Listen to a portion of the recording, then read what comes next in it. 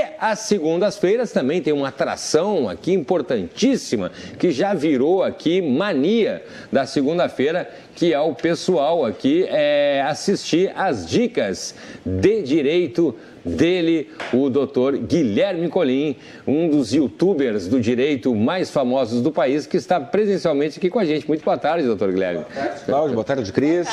Boa tarde para você que está em casa. Tu gosta de me deixar encabulado, né, cara? Quem me dera. Começou aqui no programa, hein? Saiba direito. Saiba direito, saiba direito. Entra lá no YouTube para você ver se não é verdade mesmo. Entra lá no YouTube, digita ali, Saiba Direito com o doutor Guilherme Colim. Seja muito bem-vindo, doutor Guilherme. Muito obrigado. Muito obrigado. Bom, a gente falou algumas semanas atrás, doutor Guilherme, sobre o direito de convivência dos avós. Até pouca gente sabe, né, que tem realmente esse direito dos avós de conviverem com os netos, né? Sobre a possibilidade do avô ou da avó, em nome próprio, exigir em juízo o acesso ao convívio com o neto, né? Falamos também sobre as ações de danos morais por alienação parental, que também podem ser pedidas, sim, podem ser pedidas pelos avós.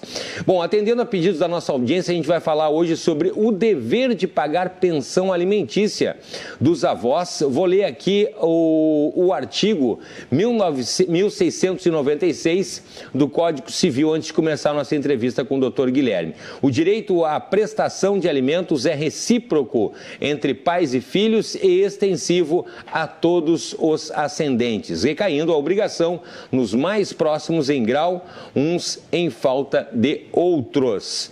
Esse assunto, então, é de interesse dos avós, filhos e netos. A gente vai começar pelo básico, né? E vamos deixar as dicas aí fora da caixa para o finalzinho. Por isso, eu convido você a não deixar de assistir até o final. Pedimos também, como a gente falou no início do programa ali, para você se inscrever no canal Saiba Direito, né? Recomendamos que assista os vídeos até o final, sem pular ali as propagandas, e você pode deixar também lá nos vídeos, é claro, o seu comentário, né, Cris?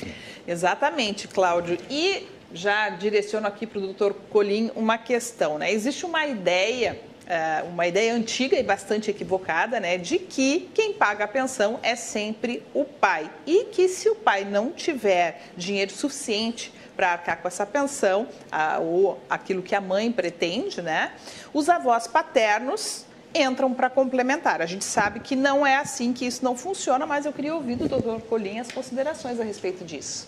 Cris. Muito bem.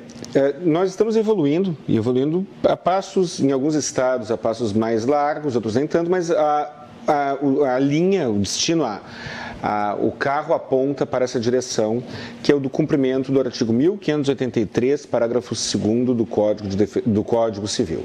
O artigo 1583, parágrafo 2º, o legislador disse que, como regra geral, a convivência será, a guarda será compartilhada e a convivência se dará com a divisão, usou a expressão divisão, em períodos equilibrados de tempo. Isso é o que diz, inclusive, eu sempre uso como exemplo a lei de Portugal, é o que diz a lei de Portugal, com a diferença que lá a lei é cumprida e aqui ainda estamos longe disso. Eu acredito que levaremos algum tempo para haver este amadurecimento. Com esta divisão desigual de tempo, é natural que um dos genitores suporte um custo maior com o sustento da criança. Se a criança ficar, imaginando um casal, estamos ainda falando de pai e mãe, não estamos falando de avós. Imaginemos um casal que tem um filho e o filho fica em quantidades equivalentes de tempo na casa de um e na casa de outro. Pode ser 15 dias para cada um, uma semana para cada um dia sim, um dia não, isso não vem ao caso. É razoável que as despesas fixas sejam divididas e ninguém precisa depositar dinheiro na conta do outro. Mas, em havendo uma divisão desigual de tempo, persiste o argumento de que alguém tem que pagar pensão, puxar dinheiro e depositar na conta do outro. E muitas vezes este componente financeiro acaba entrando na conta, acaba motivando mais ou motivando menos que alguém reivindique ou que alguém concorde ou não com uma convivência equilibrada. Essa é a situação atual de pensão alimentícia para pais em relação aos filhos.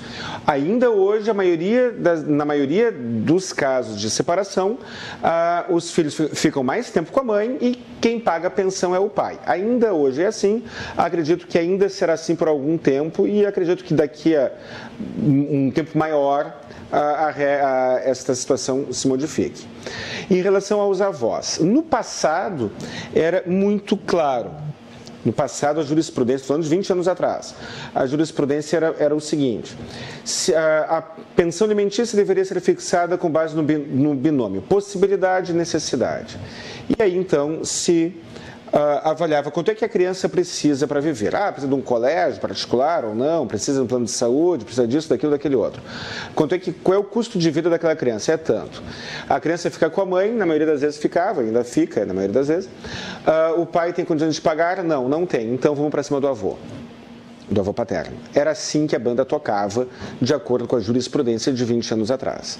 Hoje o STJ tem pacífico entendimento, Cris, pacífico entendimento, Cláudio. Hoje o STJ, a jurisprudência, os casos concretos recentes e não tão recentes assim, são no sentido de que a obrigação do avô é subsidiária. Existe a criança, existe um nível de ascendentes, que é pai e mãe, existe outro nível de ascendentes que são os avós. Então nós temos aqui a criança e 2 andares acima, na árvore genealógica, digamos assim. Enquanto um dos genitores tiver condições de sustentar o filho, nenhum dos avós precisa ser compelido a complementar. Vamos de novo lá ao artigo 1696. Direito à prestação de alimentos é recíproco entre pais e filhos e extensivo a todo, recaindo a obrigação nos mais próximos em grau, uns em falta dos outros. Vamos lá, recaindo a obrigação nos mais próximos em grau, uns em falta de outros. Então, hoje, o avô ou a avó entrará para pagar a pensão para o neto, caso o neto realmente precise. Caso contrário, ele será sustentado de acordo com a renda e com os padrões do pai e da mãe. Numa situação que é bastante comum, doutor Colim, o avô que tem renda elevada, tem bastante dinheiro, tá? E o pai da criança trabalha, mas ganha pouco. Tá? Digamos que a criança more com a mãe. Como é que fica essa pensão? Como é que fica essa pensão? Vamos fazer de conta que o pai e a mãe não se separaram, Cris. O pai ganha R$ 1.500 por mês. A mãe ganha mais R$ 1.500 por mês. E o casal não está separado. Qual será o padrão de vida desta criança? Será o padrão de vida de um casal, de uma criança filha de um casal, com renda bruta de R$ 3.000. Uma renda média ali, uma renda per capita, imaginamos um casal e o filho, uma renda per capita de R$ 1.000, numa família de 3 pessoas. Aí vamos imaginar que o pai ganhe, o avô ganhe 30 mil por mês. A avó ganha mais 30. 60 mil por mês. Eu não sei qual é o percentual da população que ganha 60 mil por mês, o casal, mas imagino que seja um percentual ínfimo. Aí aquele casal que ganha 30 mil mais 30, tem um filho que ganha 1.500 e esse filho deixou um neto, trouxe um neto para a família. Muito bem, não faz sentido calcular o binômio necessidade e possibilidade. Hoje se fala no trinômio, possibilidade, necessidade e proporcionalidade. Se calcular a pensão alimentícia com base na renda do avô. Porque se o casal estivesse na mesma casa, o dever de sustento e o gerenciamento seria de acordo com o padrão do pai e da mãe. E essa é a orientação pacífica atual do STJ. Então, agora, se os avós querem ajudar, dar presentes, tal, é outra história. Aí a gente está falando de um pensionamento voluntário. Aí, se eu tivesse uma renda muito alta, tivesse um filho com renda muito baixa, muito provavelmente eu daria uma ajuda de custo voluntária para o meu neto. Mas uma coisa é aquela ajuda voluntária, que pode ser inclusive judicializada. Eu posso homologar uma pensão que eu pago para o meu neto, até para um sobrinho. Eu posso, eu tenho um sobrinho, meu irmão, digamos, tem uma renda baixa, eu tenho um sobrinho que poderia ter um padrão de vida melhor, eu quero que meu sobrinho frequente um bom colégio, frequente isso, aquilo e aquele outro. Eu posso pagar uma pensão para o meu sobrinho, para o meu irmão, eu posso. Mas uma coisa é um consenso familiar, outra coisa é a pessoa que não está disposta, não se convenceu que deve agir desta forma, ser compelida a tanto. E também tem alguns casos bem recorrentes, né, doutor Colim, que são os casos de gravidez na adolescência, né? Digamos aí 2 adolescentes. Juventude, né? No início da... Fora do mercado de trabalho, ainda sem se sustentar a si mesmos, daqui a pouco geram aí uma criança, né? Aí os avós não tem como escapar. Aí os avós estão lascados. Financeiramente falando, né? Aí não tem, senhora.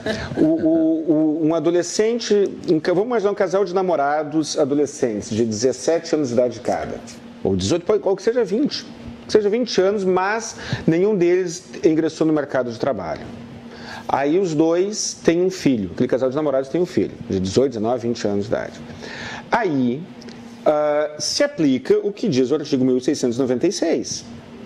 Os avós serão chamados para pagar a pensão para aquele neto, enquanto ambos os genitores estiverem fora do mercado de trabalho. E aí entra a situação do padrão de vida e da renda, né? O avô, digamos, ganha 30 mil por mês. E o filho não trabalha. O filho é um adolescente de 17 anos de idade, filho de um pai que ganha 30 mil por mês. Aquele neto receberá um pensionamento que será calculado com base naquela renda. Não é um percentual fixo, mas será levado em conta o padrão de vida daquela família. Agora, se o senhor tivesse um filho jovem, ele trouxesse a notícia, então... Um filho jovem. Papai Colim, o senhor vai ser... Papai Colim. Papai Colim. Já recebeu essa notícia, né? Pelo menos 2 vezes, já. E aí o senhor... Não, avô não sou ainda. Não, avô não. Não tivesse essa intenção, né, de pagar pensão aí para o neto, o que o senhor faria? Digamos que eu tivesse um filho adolescente, um filho jovem, e eu estivesse disposto a fulana está grávida. A fulana está grávida, e digamos que eu não quisesse... No meu caso, não haveria muita discussão. Eu faria questão de amparar o meu neto.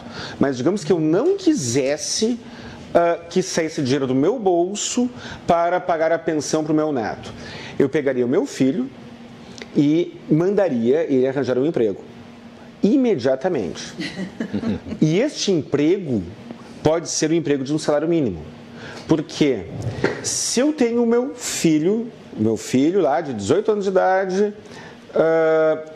cooperou para a preservação da espécie e trouxe mais um ser humano, mais um ocupante para o planeta. Cooperou para? A preservação da espécie, né? Cooperou para a preservação da espécie. Vulgo engravidou alguém. Eu acho que dizer que o fulano engravidou alguém coloca, eu acho que uma frase muito machista. Os dois, né? Os dois engravidaram, né? Mas beleza, quando ele se reproduziu, então, e aí... ele trouxe mais uma pessoa para ocupar o planeta, mais um ocupante do planeta. 7 bilhões e 1. 7 bilhões e 1. E eu não quero pagar a pensão. Aí eu chego lá pro meu filho e digo, olha, fulano, tu vai arranjar um emprego com renda. Mas eu não tenho qualificação, vou ter que trabalhar ganhando um salário mínimo. Vai. Porque se o meu filho estiver ganhando um salário mínimo, ele tem renda. Se ele tem renda, ele está na fila, tem uma fila de pagadores de pensão ali. Ele vem antes de mim na fila. E aí a pensão que o meu neto receberá, né, nessa situação hipotética, será correspondente será proporcional à renda do pai dele, que será de um salário mínimo. Mas vai ser muito pouco para o teu neto. É pouco para qualquer filho de pai e mãe que ganha salário mínimo. E aí? Bom, e aí o quê? E aí como é que fica, pô? Aí ele vai ter que, no exemplo hipotético, e aí o quê? Eu estaria disposto a não pagar a pensão para o meu neto, porque na vida real era capaz de eu roubar o neto para mim e eu chegar para lá dos dois.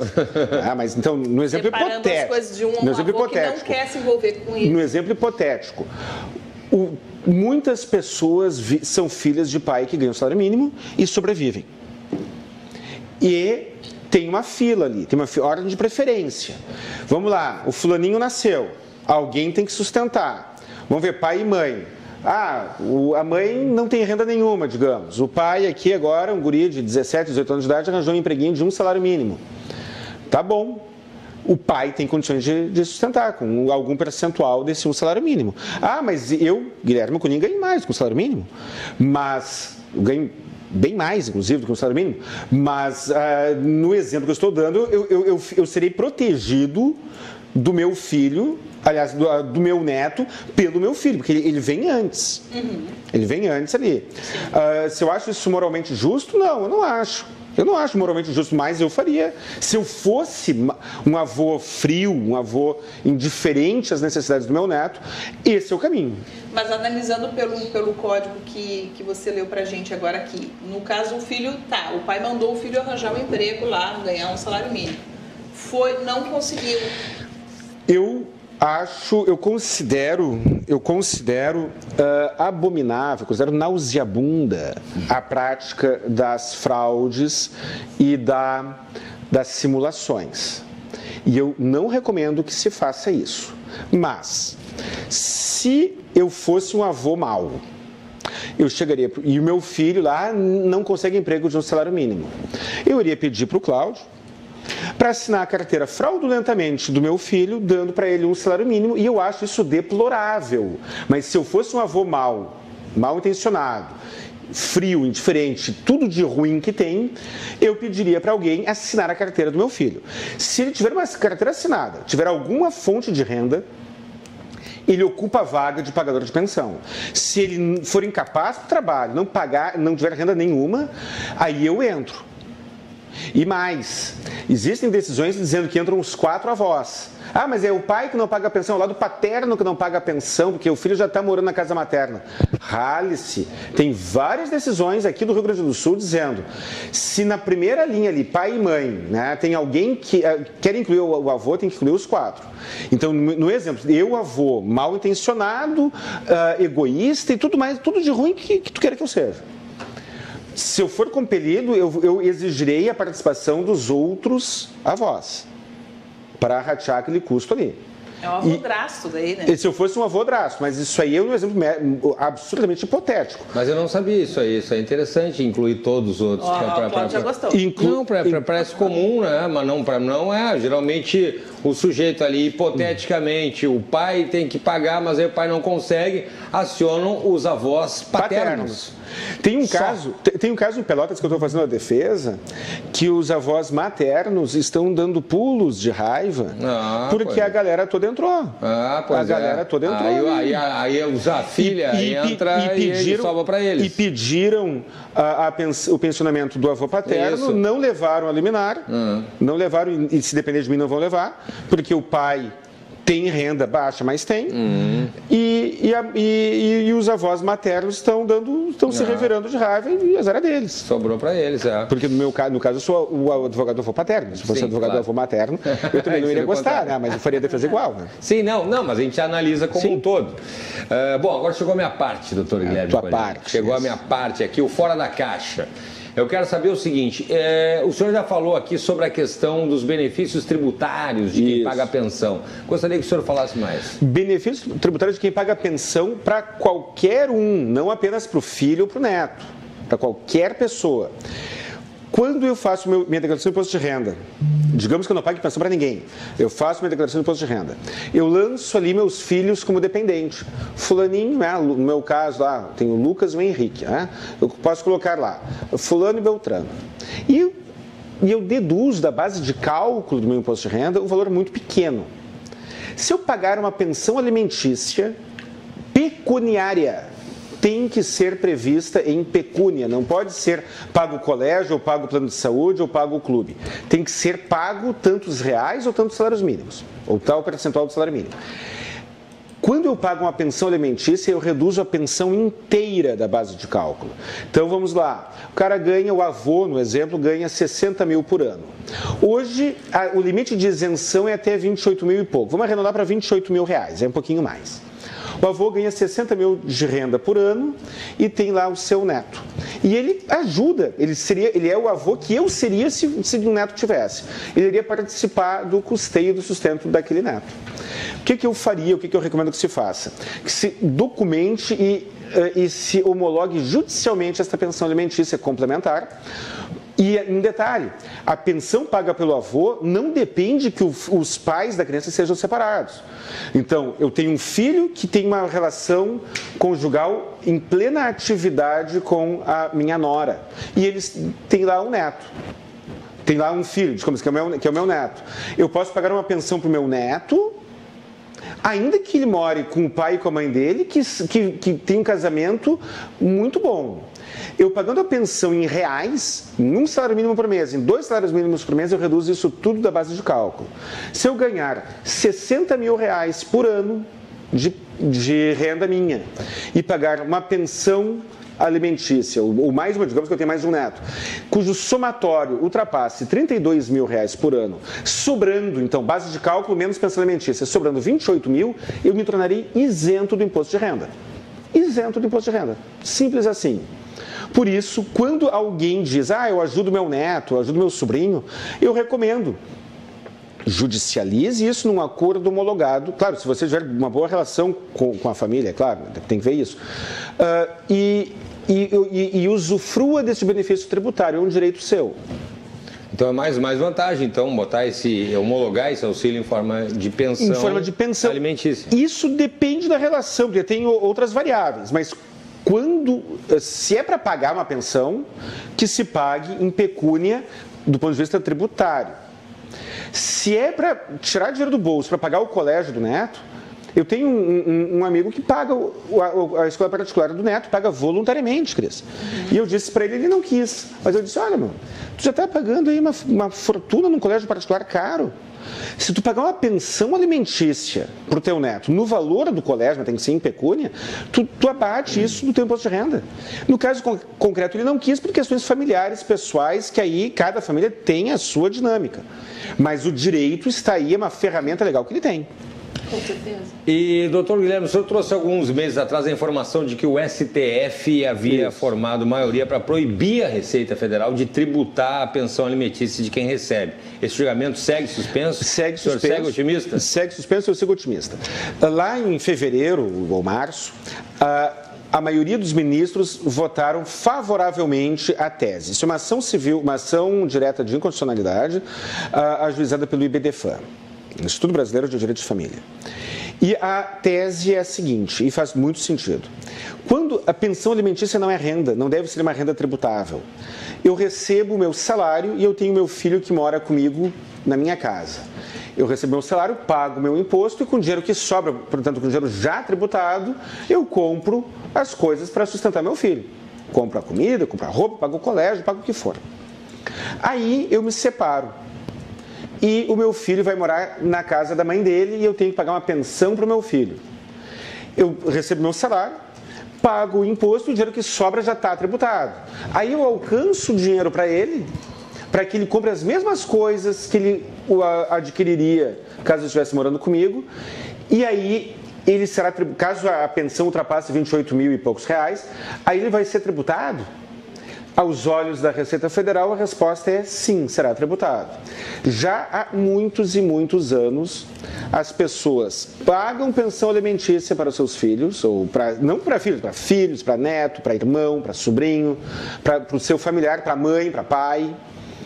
E quando o valor da pensão ultrapassa os 28 mil, ultrapassa o limite de isenção, a Receita Federal vai lá e tributa.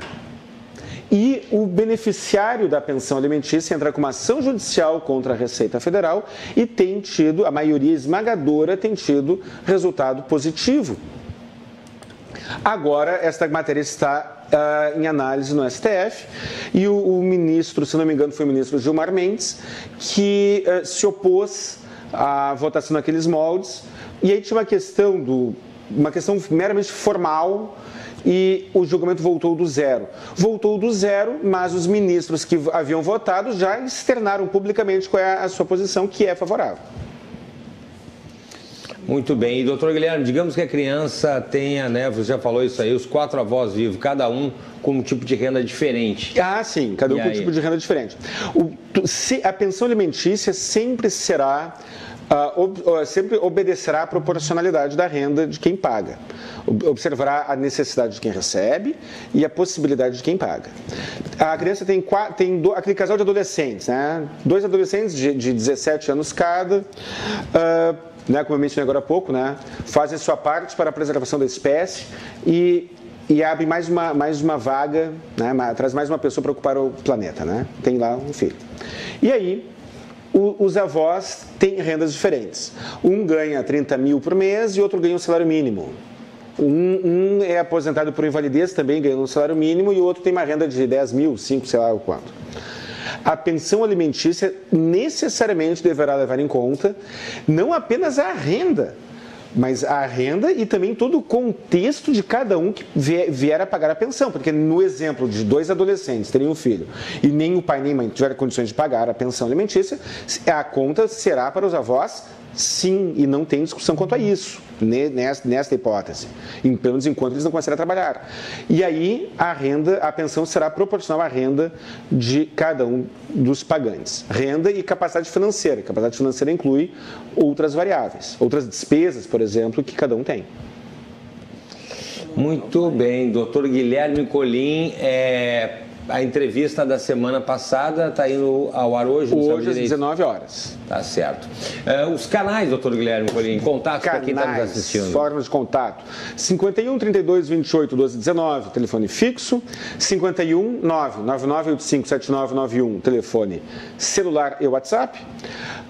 Colin.Guilherme, meu Instagram pessoal. CRJ Advogados no Facebook e no Instagram. E agora, principalmente, por favor, canal Saiba Direito no YouTube. Eu respondo, não consigo responder a todos, mas tento responder o máximo possível de mensagens. Ali, YouTube Saiba Direito. Doutor Guilherme Colin, muito obrigado pela participação. E eu que agradeço. Um grande abraço, Cláudio. Um grande abraço para você que está em casa.